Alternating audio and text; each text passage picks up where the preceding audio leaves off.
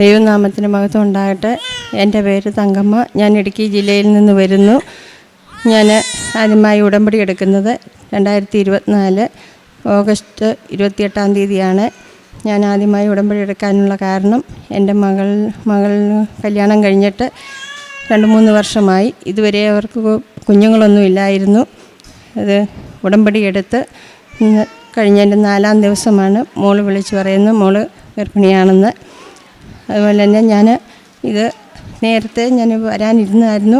അപ്പോഴൊക്കെ എനിക്ക് പത്രം കിട്ടുമ്പോഴൊന്നും ഞാൻ ആ പത്രം വായിച്ചെന്നാൽ എനിക്ക് ഇവിടെ വന്ന് ഉടമ്പടി എടുക്കണം, അതിൻ്റെ നിബന്ധനകളെല്ലാം പാലിക്കണം എന്നുള്ള ഈ ഭയം കൊണ്ട് ഞാൻ വരാതിരുന്നത്. അത് കഴിഞ്ഞ് ഞാനൊരു സ്വപ്നം കണ്ടു. എൻ്റെ വീടിൻ്റെ അടുത്തുള്ളൊരു ചേച്ചി ഇങ്ങനെ കൃപാസനത്തിൽ പോകുന്നു, എന്നോട് വരുന്നതെന്ന് ചോദിച്ചു. ഞാൻ വരുന്നില്ല എന്ന് പറഞ്ഞു. വന്നാൽ ഈ കാര്യങ്ങളെല്ലാം സാധിക്കണമല്ലോ, ഇതെല്ലാം ചെയ്യണമല്ലോ എന്നുള്ള ഭയം കൊണ്ടാണ് വരാതിരുന്നത്. അത് കഴിഞ്ഞ് എനിക്ക് ഒരു 2-3 ആഴ്ചക്കാലം കഴിഞ്ഞിട്ടും എനിക്കിങ്ങനെ കൃപാസനത്തിൽ വരണം എന്നുള്ള ചിന്തയായിരുന്നു.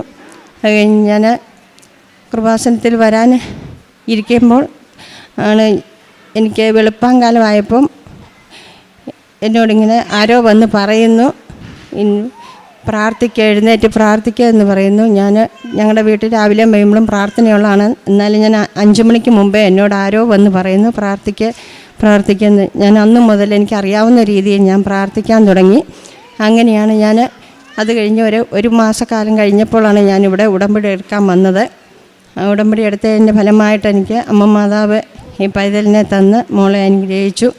അതുപോലെ തന്നെ എനിക്ക് എപ്പോഴും എൻ്റെ ശങ്കിനകത്ത് വേദനയും എനിക്ക് യൂറിൻ ഇൻഫെക്ഷനും യൂറിൻ പതഞ്ഞു പോകുന്നുണ്ട്. അന്ന് മരുന്നൊക്കെ മേടിച്ച് കഴിച്ചിട്ടും മാറുന്നില്ലായിരുന്നു. അലർജിയും ചൊറിച്ചിലും ഉണ്ടായിരുന്നു. എൻ്റെ ദേഹത്ത് ഇസ്നോഫീലിയയുടെ അസുഖമുള്ളത് കൊണ്ട് ഇത് മരുന്ന് കഴിച്ചിട്ടും മാറുന്നില്ലായിരുന്നു. ഞാൻ ഉടമ്പടി തൈലും ഉടമ്പടി ഉപ്പും ഞാൻ ഉപയോഗിച്ചതിൻ്റെ ഫലമായിട്ട് എനിക്ക് മാറ്റി തന്നു എൻ്റെ ദൈവമാതാവ്. പിന്നെ ഞാൻ പ്രേക്ഷിത പ്രവർത്തനമായിട്ട് ചെയ്യുന്നത് പത്രം ഞാൻ മേടിച്ചുകൊണ്ട് പോയ എല്ലാ ഓട്ടോ സ്റ്റാൻഡിലും ഞാൻ ഇതുപോലെ തന്നെ ഗവൺമെൻറ് ആശുപത്രികളിൽ ഞാൻ കൊണ്ടുപോയി കൊടുക്കുമായിരുന്നു. അതുപോലെ ഞാൻ കാരുണ്യപ്രവൃത്തി ചെയ്യുന്നത് ഞാൻ ഗവൺമെൻറ് ആശുപത്രികളിൽ ഭക്ഷണം ഉണ്ടാക്കി കൊണ്ടുപോയി കൊടുക്കുമായിരുന്നു. വഴിയോരത്തിരിക്കുന്ന ധർമ്മക്കാർക്ക് ഞാൻ ഭക്ഷണം ഉണ്ടാക്കി കൊടുക്കുമായിരുന്നു. അതുപോലെ ഞങ്ങളുടെ അടുത്തുള്ള ഒരു പ്രായമായവർ താമസിക്കുന്ന അവരുടെ ഉണ്ട്, അവിടെ ഞാൻ അനാഥ മന്ദിരമുണ്ട്, അവിടെ പോയി അവർക്ക് വേണ്ട സാധനങ്ങളെല്ലാം മേടിച്ച് കൊടുക്കുമായിരുന്നു. ഇത്രയൊക്കെയാണ് എൻ്റെ സാക്ഷ്യങ്ങൾ പറഞ്ഞുകൊണ്ട്. ഞാൻ ആഴ്ചയിൽ കുമ്പസാരമുണ്ട്, കുർബാനയ്ക്കും പോകും, കുമ്പസാരമുണ്ട്, പള്ളിയിലെ കാര്യങ്ങൾക്കെല്ലാത്തിനും പോകാറുണ്ട്. പ്രഭാഷകൻ്റെ പുസ്തകം 39-ാം അധ്യായം 33-ാം തിരുവചനം. കർത്താവിൻ്റെ പ്രവൃത്തികൾ ഉത്തമമാണ്, യഥാസമയം അവിടുന്ന് ആവശ്യങ്ങൾ നിറവേറ്റുന്നു. തങ്കമ്മ വളരെ സങ്കടത്തോടു കൂടിയാണ് തൻ്റെ മകൾക്ക് വേണ്ടി ഇവിടെ ഒന്ന് ഉടമ്പടി എടുത്ത് പ്രാർത്ഥിച്ചത്. വിവാഹത്തിന് ശേഷം 3 വർഷമായിട്ടും കുഞ്ഞുങ്ങളില്ലാതിരുന്ന ഒരവസ്ഥയിൽ ഈ അമ്മ തൻ്റെ മകളുടെ പ്രഗ്നൻസിക്ക് വേണ്ടി ഇവിടെ വന്ന് പ്രാർത്ഥിക്കുകയും ഉടമ്പടി എടുത്ത 4-ാം ദിവസം തന്നെ ഈ മകൾ പ്രഗ്നൻ്റ് ആവുകയും ചെയ്തു എന്നാണ് ഈ അമ്മയുടെ സാക്ഷ്യപ്പെടുത്തുന്നത്. അതുപോലെ തന്നെ തങ്കമ്മ ചേച്ചിക്ക് ഇൻസോഫീലിയ എന്നൊരു അസുഖമുണ്ടായിരുന്നു. വളരെയധികം ചികിത്സിച്ചിട്ടും അതിനൊന്നും യാതൊരു സൗഖ്യമില്ലാതിരുന്ന സ്ഥിതിയിൽ ഇവിടെ വന്നുള്ള പ്രാർത്ഥനയും പരിശുദ്ധ അമ്മയോടുള്ള സ്നേഹവും മാത്രമാണ് ഇവർക്ക് സൗഖ്യമായി ഈശോയിൽ നിന്ന് പ്രാപിച്ചു കിട്ടിയത്. ഈ മണ്ണിൽ ആരെങ്കിലും കാലുകുത്തിയിട്ടുണ്ടെങ്കിൽ അവരൊരിക്കലും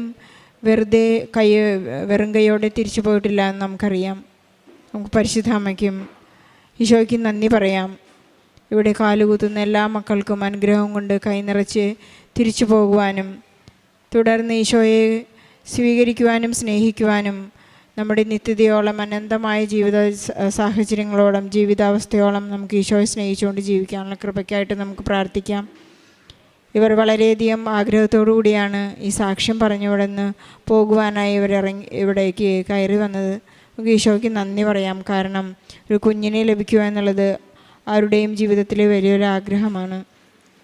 ഉടമ്പടി ജീവിതം കൃത്യമായി പാലിക്കുന്നവർക്ക് എപ്പോഴും പരിശുദ്ധ അമ്മ ഈശോയ്ക്ക് നമ്മുടെ എല്ലാ പ്രശ്നങ്ങളും കൈമാറുമെന്ന് നമുക്കറിയാം. കാനായിലെ വിവാഹ വിരുന്നിൽ പരിശുദ്ധ അമ്മ ഈശോയോട് പറഞ്ഞത് ഇത്രമാത്രമാണ്: അവർക്ക് വീഞ്ഞില്ല, 2025 വർഷമായിട്ടും ആ അമ്മ ആ ഏറ്റുപറച്ചിൽ ഇപ്പോഴും തുടരുകയാണ്. മകനെ അവർക്ക് വീഞ്ഞില്ല, മകനെ അവർക്ക് ആരോഗ്യമില്ല, മകനെ അവർക്ക് അസുഖമാണ്, മകനെ അവർക്ക് വീടില്ല, മകനെ അവർക്ക് അസ്വസ്ഥതയാണ്. എല്ലാ കാര്യങ്ങളും പരിശുദ്ധ അമ്മ ഈശോയോട് പറയുമ്പോൾ ഈശോ അതെല്ലാം നമുക്കായി പ്രാപിച്ചു തരുന്നു. കാരണം പരിശുദ്ധ അമ്മയുടെ യാതൊരു കണ്ണീരും സങ്കടവും ഈശോയ്ക്ക് നിരാകരിക്കാൻ സാധിക്കുകയില്ല. ഈശോയ്ക്കും പരിശുദ്ധ അമ്മയ്ക്കും നന്ദി പറയാം. നമ്മുടെ എല്ലാ കാര്യങ്ങളും പരിശുദ്ധ അമ്മയെ ഉടമ്പടിയിലൂടെ ഏൽപ്പിച്ച് പ്രാർത്ഥിക്കുമ്പോൾ നമുക്ക് സന്തോഷത്തോടുകൂടി, കണ്ണുനീരോടുകൂടി ഇവിടെ വരുന്നവർ സന്തോഷത്തോടുകൂടി കൊയ്തുകൊണ്ട് ഇവിടെ തിരിച്ചു പോകാനാകും. ഈശോയ്ക്കും പരിശുദ്ധ അമ്മയ്ക്കും നന്ദി പറഞ്ഞുകൊണ്ട് നമുക്ക്